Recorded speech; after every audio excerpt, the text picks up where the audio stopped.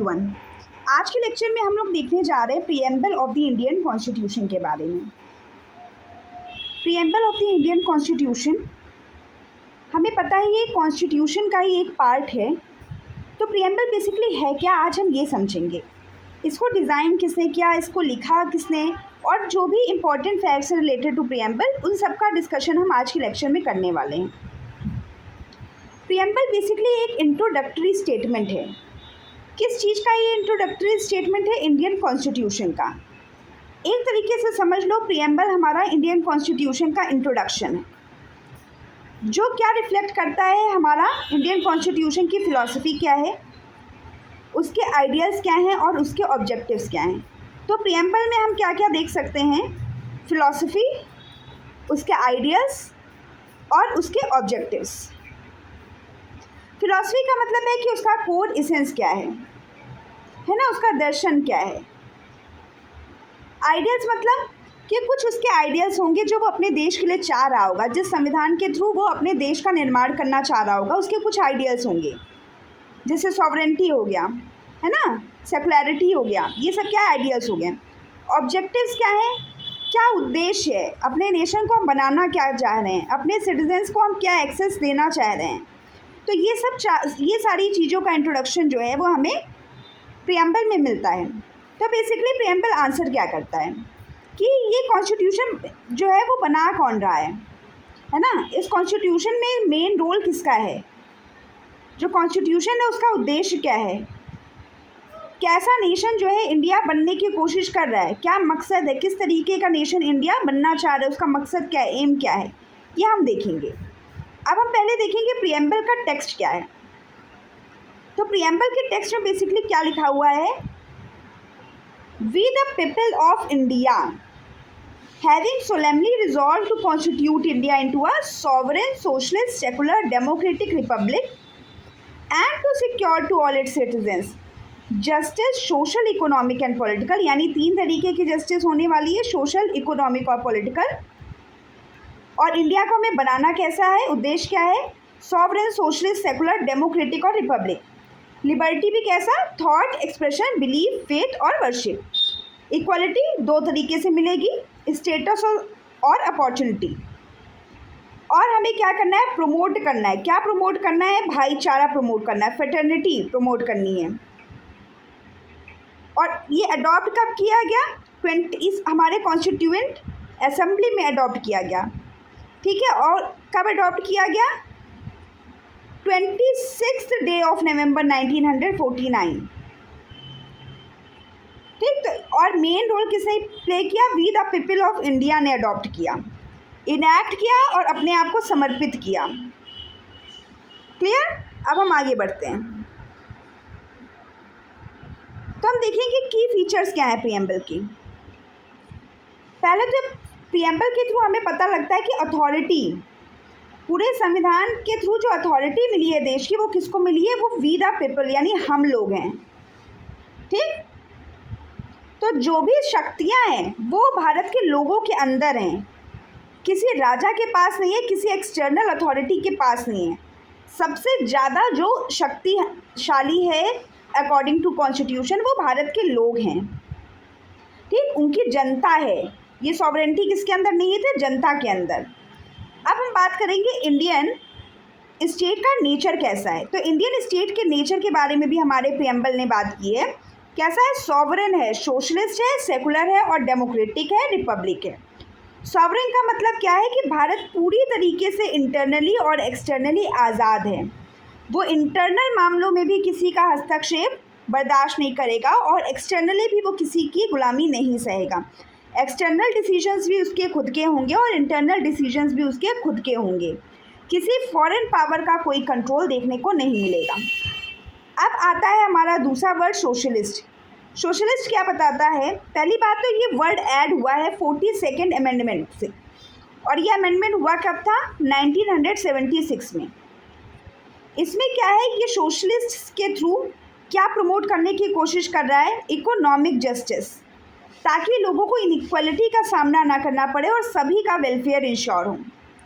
तो हमारा नेशन कैसा है? सोशलिस्ट है, जहाँ पे सभी के हित के बारे में बात की जाती है। जो सेकुलर वर्ड है वो भी हमारा 42nd अमेंडमेंट्स के थ्रू ऐड हुआ है, जो 1976 में हुआ है। तो ये बताता है हमारे भारत का कोई ऑफिशियल रिलीजन नहीं है, जितने भी धर्म हैं सभी को बराबर तरीके से रिस्पेक्ट दी जाएगी। फिर डेमोक्रेटिक, तो जो गवर्नमेंट है, जो शासक है, वो किसके द्वारा इलेक्ट किया जाएगा? वो लोगों के द्वारा इलेक्ट किया जाएगा। यूनिवर्सल एडल्ट फ्रेंचाइजी के थ्रू, जो भी कोई 18 साल से ऊपर का है या 18 साल का है वो जो है वोट देगा, और उसके थ्रू जो भारत का गवर्नमेंट है वो फॉर्म होगा, यानी भारत का शासन लोगों के थ्रू फॉर्म होगा। तो हमारा कैसा नेशन है? डेमोक्रेटिक है। अब हम बात करेंगे रिपब्लिक की। तो हेड ऑफ द स्टेट जो है वो इलेक्टेड है, ठीक, वो हेरिडिटरी नहीं है, यानी राजा का बेटा यहाँ पे राजा नहीं बनेगा, वो इलेक्टेड है। जैसे प्रेसिडेंट हमारे इंडियन सोसाइटी का या इंडियन गवर्नमेंट का हेड है, तो क्या है? वो इलेक्टेड है ना। हम प्रेसिडेंट का भी इलेक्शन होता है, प्रेसिडेंट का इलेक्शन जो है वो इनडायरेक्ट वे में होता है और प्राइम मिनिस्टर का डायरेक्ट वे में होता है। तो दोनों ही हमारे इलेक्टेड होते हैं, कहीं ना कहीं डायरेक्टली इनडायरेक्टली उसे लोग ही चुनते हैं। अब हम देखते हैं ऑब्जेक्टिव्स क्या है हमारे संविधान के। पहला तो जस्टिस है हमारा ऑब्जेक्टिव, कि सभी को जस्टिस मिलनी चाहिए, चाहे वो सोशल जस्टिस हो, चाहे वो इकोनॉमिक जस्टिस हो, चाहे वो पॉलिटिकल जस्टिस हो।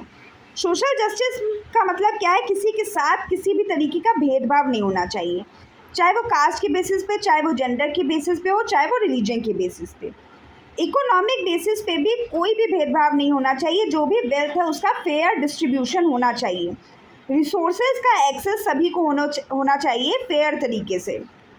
ऐसा नहीं है कि किसी पर्टिकुलर कास्ट के लोगों को हम रिसोर्सेज का एक्सेस नहीं होने देंगे और अपॉर्चुनिटीज़ नहीं मिलने देंगे। जैसे कोई भी अगर कंपटीशन के फॉर्म्स भरे जाने हैं और इंसान एलिजिबल है, तो हम उसके साथ भेदभाव नहीं कर सकते कि तुम इस कास्ट से आए हो या तुम्हारा जेंडर ये है तो तुम फॉर्म नहीं भर सकते।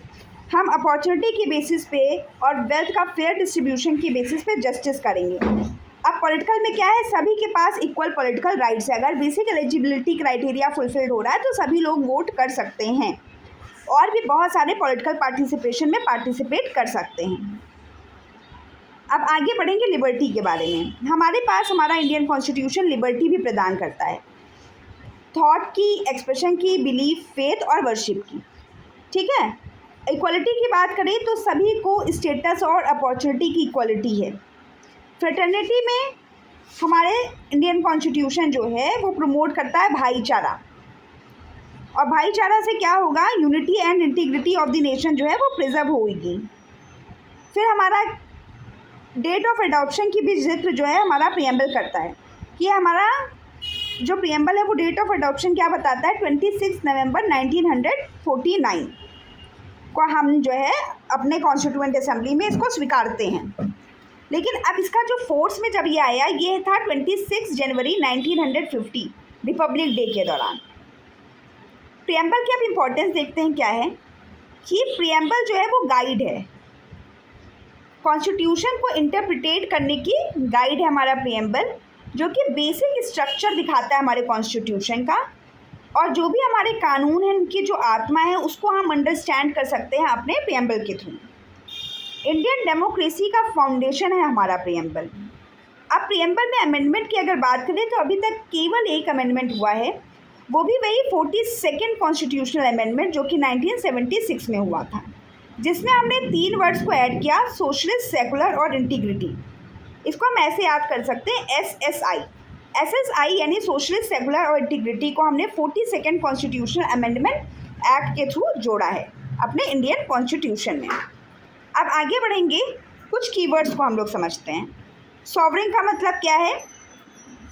मतलब इंडिपेंडेंट नेशन, जो किसी का गुलाम नहीं है, सिर्फ अपनी बातें सुनेगा, ना एक्सटर्नली ना इंटरनली मैटर्स में किसी की भी दखल जो है वो बर्दाश्त नहीं करेगा। सोशलिस्ट, वेलफेयर और इकोनॉमिक जस्टिस की बात है। सेकुलर में स्टेट का कोई रिलीजन नहीं है। डेमोक्रेटिक में जो भी शासन है वो लोगों का शासन है, राजा लोगों को द्वारा चुना गया है। रिपब्लिक मतलब जो भी हेड होगा हमारा वो मोनार्कियल फॉर्म में नहीं होगा, वो इलेक्टेड हेड होगा। जस्टिस यानी सोसाइटी में फेयरनेस होगी। लिबर्टी क्या है? फ्रीडम है। इक्वलिटी यानी सबको इक्वल राइट्स हैं। फ्रेटर्निटी भाईचारा। अब प्रियम्बल के जो सोर्सेस हैं, हमने ये आइडियाज़ जो हैं वो कहाँ से बोरो किए ये देखेंगे। तो जो हमारा आइडियाज़, जो बोरोड आइडियाज़ है प्रियम्बल को लेकर के, यूएसए के कॉन्स्टिट्यूशन से हमने वी द पीपल अडॉप्ट किया है।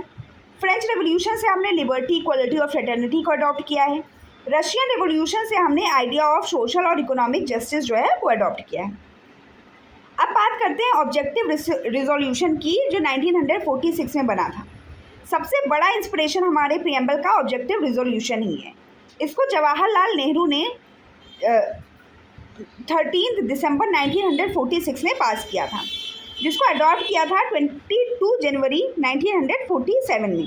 तो जवाहरलाल नेहरू जी के द्वारा 13 दिसंबर 1946 को जो ऑब्जेक्टिव रिजोल्यूशन लाया गया, जिसको अडॉप्ट किया गया 22 जनवरी 1947 में, वही हमारे आज के प्रियम्बल का फाउंडेशन बनता है। तो आप प्रियम्बल को क्या कह सकते हैं कि रिफाइंड वर्जन है ऑब्जेक्टिव रिजोल्यूशन का। फर्दर हम आगे पढ़ेंगे, कुछ इंपॉर्टेंट केसेस हैं जो प्रियम्बल से रिलेटेड हैं। तो बेरूबारी यूनियन केस में 1960 में क्या पता लगा कि प्रियम्बल जो है वो कॉन्स्टिट्यूशन का पार्ट नहीं है। ये जितने भी केसेस हैं वो बेसिकली इस चीज़ को लेकर के हुए हैं कि प्रियम्बल कॉन्स्टिट्यूशन का पार्ट है भी कि नहीं है। तो जो पहला केस हम कवर कर रहे हैं वो बेरूबारी यूनियन केस है 1960 का, जो कहता है प्रियम्बल जो है वो कॉन्स्टिट्यूशन का पार्ट नहीं है। फिर केशवानंद भारती केस आता है 1973 का। इसमें बताया गया कि जो प्रियम्बल है वो कॉन्स्टिट्यूशन का पार्ट है और हम इसमें अमेंडमेंट भी कर सकते हैं, लेकिन जो है बेसिक स्ट्रक्चर को चेंज नहीं करेंगे। फिर LIC ऑफ इंडिया केस 1995 कहता है प्रियम्बल पार्ट है बट कोर्ट में इन्फोर्सिएबल नहीं है। मतलब हम प्रियम्बल को ले जा करके अपने अधिकार नहीं सुनिश्चित करा सकते। जैसे हम फंडामेंटल राइट्स के लिए कोर्ट में जा सकते हैं, तो हम प्रियम्बल को लेकर के कोर्ट में नहीं जा सकते, इसके बेसिस पे अपने अधिकार नहीं मांग सकते।